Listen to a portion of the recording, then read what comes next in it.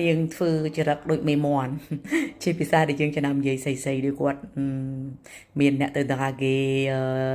ចែកចង់ណាគាត់ធ្វើរឹកធ្វើរៀងនោះធ្វើរឹកធ្វើរៀងមិនចំពោះតការដែលចែកចង់គ្នាទេចំពោះអ្នកដែលរបៀបដូចថាយើងមើលទៅយ៉ាងធ្វើរឹកធ្វើរៀងដូចរបៀបដូចថាវាយរឹកបន្តិចណារៀងខ្ពស់បន្តិចផងធ្វើអីដូចជាមិនចង់ចូលចំណោមមួយគេមិនស្មើខ្លួនអីចឹងរបៀបរឹករឿងបែបហ្នឹងហើយចឹងឆ្លើយតបទៅកំងតែរបស់បងប្រុសយកហៃនេះក៏ដូចជាពាក្យសម្ដីដែលខ្ញុំនឹងបរៀនទៅអ្នកដូចគ្នាបានន័យថា faire ses manières CSES គឺរបស់គាត់របស់វាជាមនុស្សទី3 C manière គឺរបៀបវិធីបើយើងបកតែមួយដល់ faire ses manières មានន័យថាធ្វើរឹកធ្វើរៀង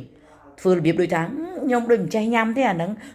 ស្អីគេហ្នឹងដូចរឿងអីអញ្ចឹងតាមពិតរបស់អស់ហ្នឹងស្គាល់មិនស្គាល់ទេប៉ុន្តែធ្វើរៀងធ្វើរឹក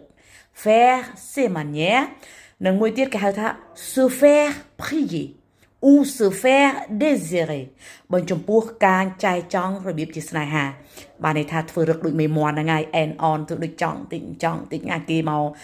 ញ៉ែគេមកតាក់ទងហើយធ្វើឯងអត់ស្រឡាញ់ទេបែកហ្នឹងអីអញ្ចឹងទៅ donc គេហៅថា se faire désirer se faire prier faire ses manières